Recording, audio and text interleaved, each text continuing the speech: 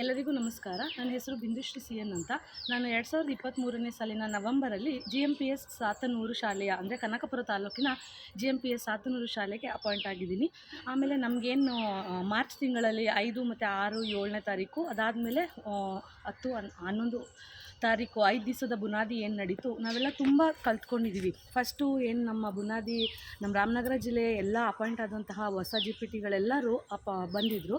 ಅದರಲ್ಲಿ ಇವರು ಪುರುಷೋತ್ತಮ್ ಸರ್ ಮತ್ತು ಶಿವಕುಮಾರ್ ಸರು ಇವರೆಲ್ಲ ಅವರ ಇದು ಕಾರ್ಯಕ್ರಮದೊಂದಿಗೆ ನಮಗೆ ಇದು ಇನಾಗ್ಯುರೇಷನ್ ಆಯಿತು. ಇದ್ರ ಜೊತೆಗೆ ಫಸ್ಟ್ ಸೆಷನ್ ನಮಗೆ DSCRTಯಿಂದ ವಿಶ್ವನಾಥ್ ಸರ್ ಅಂತ ಬಂದಿದ್ದರು. ನಾವೇನು ಇದು ಏನು GPT ಆಗಿ ಅಪಾಯಿಂಟ್ ಆಗಿದ್ದೀವಿ, ಇಲ್ಲ ಸಾರ್ವಜನಿಕ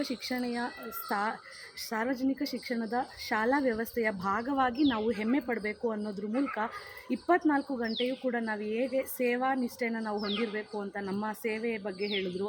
ಅದ್ರ ಜೊತೆಗೆ ನಮಗೆ ಇದು ನಾವು ಬರೀ ಶಿಕ್ಷಕರ ಮೇಲೆ CRP ಇರ್ತಾರೆ, CRP ಮೇಲೆ BRP, ಆ ಥರ ಹಂತವಾಗಿ ಶಿಕ್ಷಕರಿಂದ ಹಿಡಿದು JD ತನಕನೂ ಯಾವ ಥರ ಇರುತ್ತೆ ಶಾಲಾ ವ್ಯವಸ್ಥೆ ಅಂತ ಹೇಳಿದ್ರು. ಅದ್ರ ಜೊತೆಗೆ ನಾವು ಹೇಗೆ ಶಿಕ್ಷಕರಾದಂಥವ್ರು ಭಾರತದ ನಮ್ಮ ದೇಶದ ಏಳ್ಗೆಗಾಗಲಿ ಇಲ್ಲ ಅಭಿವೃದ್ಧಿಗಾಗಲಿ ನಮ್ಮ ಶಿಕ್ಷಕರ ಪಾತ್ರ ತುಂಬ ಮುಖ್ಯವಾಗಿರುತ್ತೆ. ಆದ್ದರಿಂದ ನಾವು ತುಂಬ ಅದನ್ನು ಚೆನ್ನಾಗಿ ನಿರ್ವಹಿಸಬೇಕು ಅಂತ ನಮಗೆ ಹೇಳ್ಕೊಟ್ರು. ತುಂಬ ಎಲ್ಲರೂ ನಾವು ಕಲ್ತ್ಕೊಂಡ್ವಿ. ಅದಾದ ನಂತರ ತದನಂತರದ ದಿವಸಗಳಲ್ಲಿ ಪಾರ್ವತಮ್ಮ ಮೇಡಮ್ ಇರ್ಬೋದು, ಮತ್ತು ಇವರು ರಾಜಶೇಖರ್ ಪಾಟೀಲ್ ಸರ್ ಇರ್ಬೋದು, ಅದಾದಮೇಲೆ ಇವರು ಶಿವಸ್ವಾಮಿ ಸರ್, ಇವರೆಲ್ಲ ಏನು ಮಾಡಿದ್ರು, ನಮಗೆ ಅವರ ಎಕ್ಸ್ಪೀರಿಯೆನ್ಸ್ಗಳನ್ನ ನಮ್ಮ ಜೊತೆ ಹಂಚ್ಕೊಂಡಾಗ ಬರೀ ನಾವು ಶಾಲೆಗಳಲ್ಲಿ ಏನು ಅಂದರೆ ಅಯ್ಯೋ ಟೀಚರ್ಸ್ ಅಡ್ಜಸ್ಟ್ ಆಗ್ತಾಯಿಲ್ಲ, ಮಕ್ಕಳು ಇಷ್ಟೇ ಇದ್ದಾರೆ, ಅಲ್ಲಿ ನಮಗೆ ಅದು ಅಡ್ಜಸ್ಟ್ ಆಗ್ತಾಯಿಲ್ಲ, ಈ ಥರ ಕಂಪ್ಲೇಂಟ್ ನಮ್ಮ ಇದರಲ್ಲಿತ್ತು.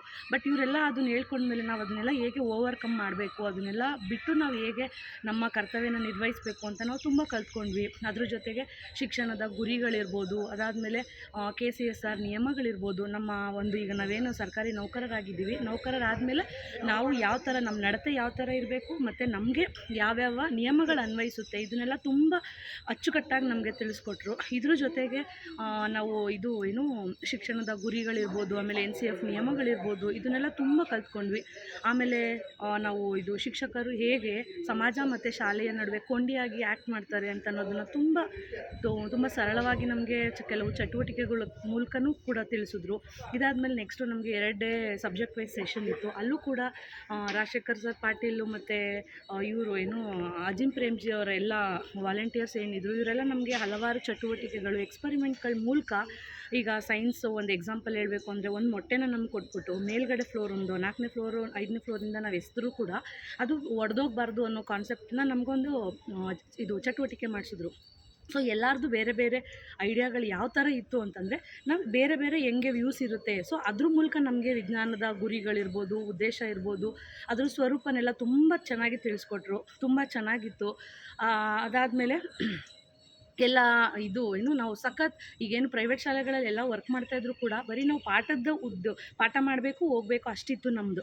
ಬಟ್ ಇಲ್ಲಿ ನಾವು ಪಾಠ ಮಾಡೋದ್ರಿಂದ ಹಿಡಿದು ನಮ್ಮ NCF ನಿಯಮಗಳನ್ನ ಹೆಂಗೆ ಅನ್ವಯಿಸ್ಕೋಬೇಕು, ಆಮೇಲೆ ಇದು ನಾವು 21st ಸೆಂಚುರಿ ಸ್ಕಿಲ್ಸಿಂದ ಇರ್ಬೋದು, ತುಂಬ ಚೆನ್ನಾಗಿ ಎಲ್ಲರೂ ನಮಗೆ ತುಂಬ ವ್ಯವಸ್ಥಿತವಾಗಿ ಮಾಡಿಕೊಟ್ಟಿದ್ದಾರೆ.